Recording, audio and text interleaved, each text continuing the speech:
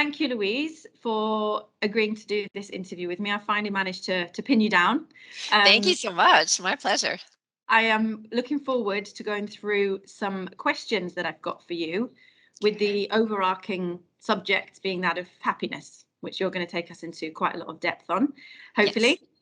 Yes. Can I hand it over to you to introduce yourself, please, to everybody? Yeah. Absolutely. So my name is Dr. Louise Lambert. I am Canadian. I think that counts for something. I am a positive psychology practitioner and a researcher. I am a psychologist by training, and I'm also the head of happiness programming and policy design for happinessmatters.org. Wow. Great. I have had a little read around a lot of the content that you share, and based on that, I've come up with a few questions, of which hopefully will be quite informative for people that are watching this video. So, are you okay if I just progress through to the first question? Yes, and I hope I pass your test. Okay, good. Okay. Good. So, would you be able to share with us what positive psychology is as an approach and how this differs from mainstream psychology? Okay, I think that's a great question because positive psychology, more than any other branch in psychology, has been probably mislabeled and misunderstood the most. So I think the easiest way to understand it is thinking about what is psychology. And psychology for many years has rightfully focused on mental health issues, depression, anxiety, negative emotional experiences, and we have developed amazing treatments to be able to deal with these. And so that has been good. But in recent years, what we've realized is that a couple of things. One, if we simply just remove depression, anxiety from people's lives, it doesn't necessarily mean they're happy. It just means they're not depressed and not anxious. And that's a pretty low bar to meet. And most people want more in life than simply not being miserable. The other thing we've also recognized is when we think about mental health issues, clinical disorders typically affect 1 in 5 people. And that's a pretty fairly standard statistic globally. Mhm. So, if we're just focusing on mental health issues, we're effectively targeting 20% of any given population. So, if we think about that in an organizational context, we're focusing on 20% of the workforce. But what is the other 4 in 5 supposed to do? What does the other 80% typically get from mainstream psychology? And the answer is nothing really. So, positive psychology is about saying, okay, our interventions, our strategies do help, and we have lots of great clinical evidence showing that those interventions can reduce depression, reduce anxiety, and also raise levels of what we call subjective well-being and life satisfaction. So that's a nerdy term we use to describe what we call as happiness. So essentially feeling that life is good, life is worthwhile, we experience lots of positive emotions on any given day. It doesn't mean we're 100% happy, because that would mean you're manic and maybe need to be medicated, but that at least you are chronically happy. You are usually happy. You are normally happy. And that's kind of a normal state. That's kind of the default.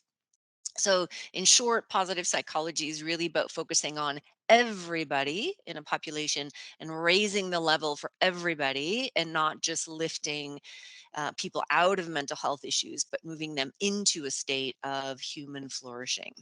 So, another way to think about that is if we think about health. So, organizations often have a health focus. So, through occupational health and safety, for example, and they might focus on obesity, smoking, high blood pressure.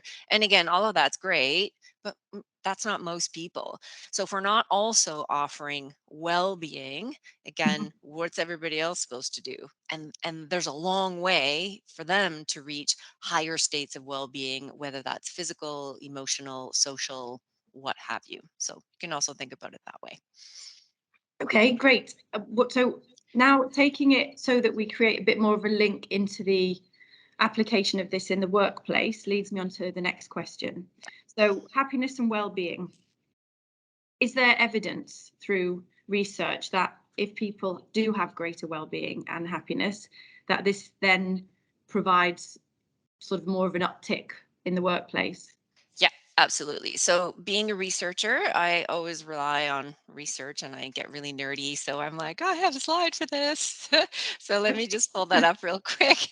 And I've only prepared one because I don't want to bore people, but I think it's a really important one. So there's lots of individual studies showing that yes, greater subjective well-being, greater life satisfaction, greater happiness at work translates into a number of good outcomes. But this is the study I like the most. So it's a meta-analysis done in 2019, and again there's much more like these studies floating around, but essentially they looked at 1.8 million employees across 73 countries, 49 different industries. So this included things like finance,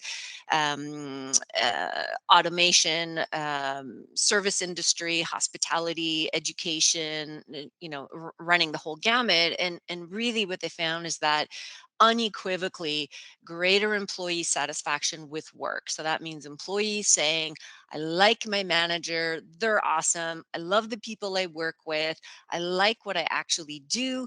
That this showed positive correlations with customer loyalty. That was actually the first, the biggest positive outcome. Okay. Productivity, the one all organizations want to see. Yeah. Profitability, hello, make more money. Yeah. And of course, negatively correlated with turnover. So this has been, the study's been cited many times. There are many more like it, but I think it provides just a really simple and nice way to think about what is the business case for well-being, and there most definitely is one. Okay. Great. So, looking at happiness skills, if we can call it that, Yeah. if that's used, Yep. could employees learn these skills through programs of learning? What does that look like? Yeah. So first, you get a little red clown nose. No, I'm joking. That's what everybody thinks it is. I don't do clown noses. So, yeah, we can totally teach these things. So these are what we call positive psychology interventions. So these are, we call them PPIs for short, and they're just really simple strategies. In fact, they're so simple they sound wimpy and weak almost, but I'll give a couple of examples of what those are.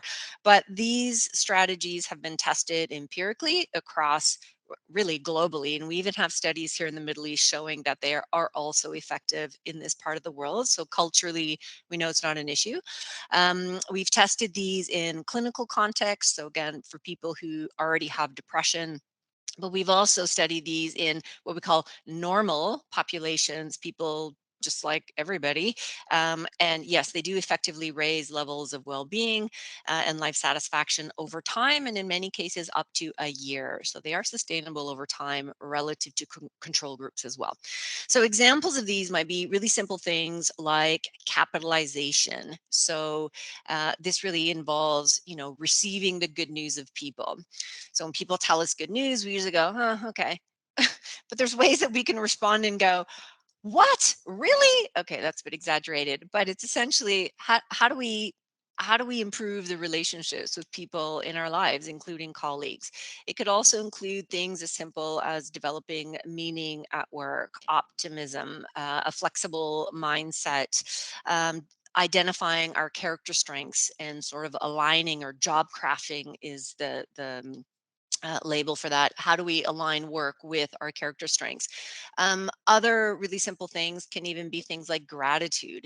Again, these things sound really wimpy, but let me just kind of give you three examples of where these can really be useful.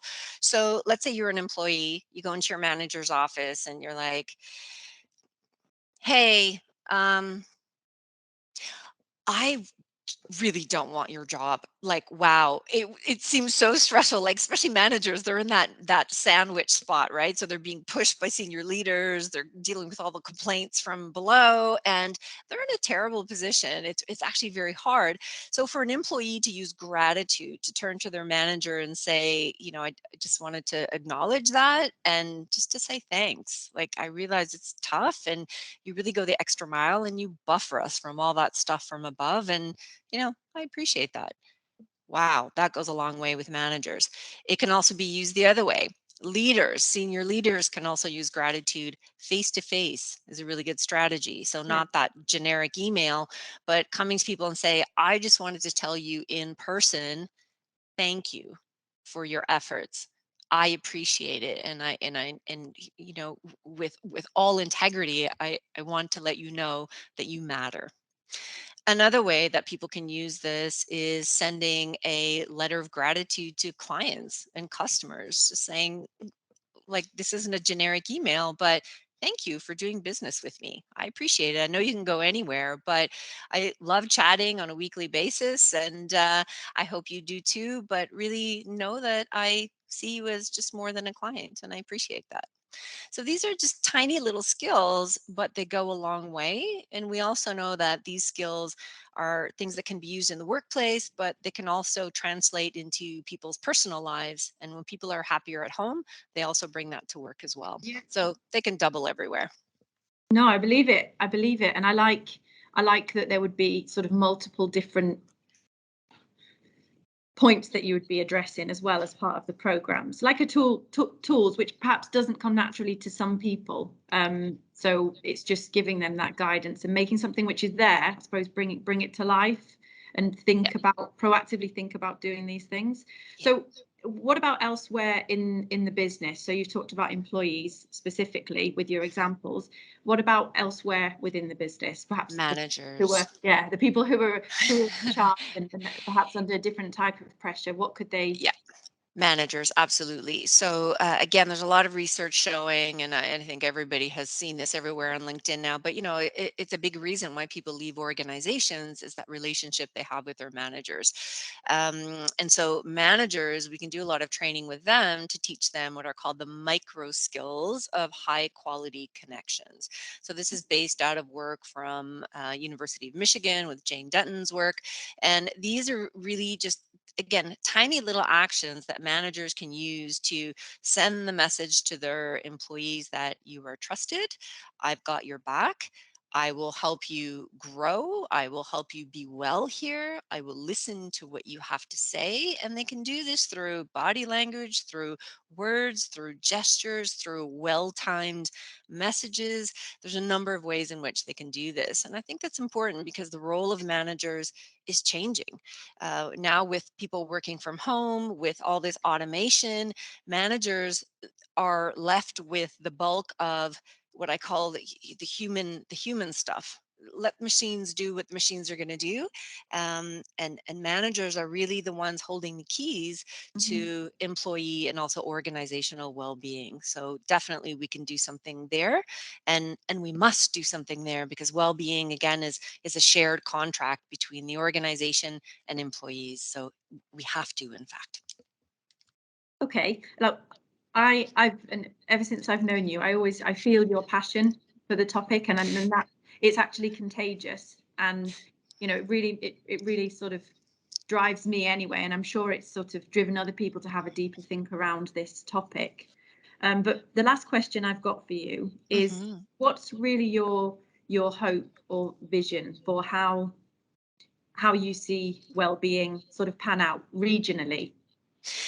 I think two things. If I could have my little wish list, one would be that we rely on science. We have science through positive psychology, through positive organizational psychology, through business psychology. We know what works. And I would really encourage organizations to measure their strategies, initiatives, whatever they're doing, to be able to determine those outcomes instead of just relying on tick, we did it, and then we never go back and see, but did it actually have an impact on people's lives over time? The second thing is I'd really like to see this definition of well-being go beyond a simple focus on mental health. Mm. That's important, but we can do better. Again, the science is there, and we can elevate everybody to greater heights and greater capacities and reach greater opportunities. And we're going to need those skills going forward because we have big challenges coming up, and we need everybody being at their best to be able to do that. So if you can have like a little magic lantern and make that happen for me, that would be great.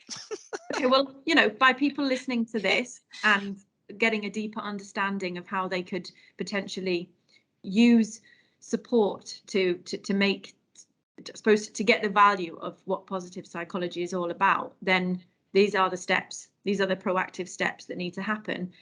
So thank you very much. I hope you didn't find anything too tricky as I went through No, my questions, no. but you gave an awful lot of insight, and I really appreciate you coming and joining me on this. Great. Thank you, Thank you so Louise. much. All right. Bye, everyone.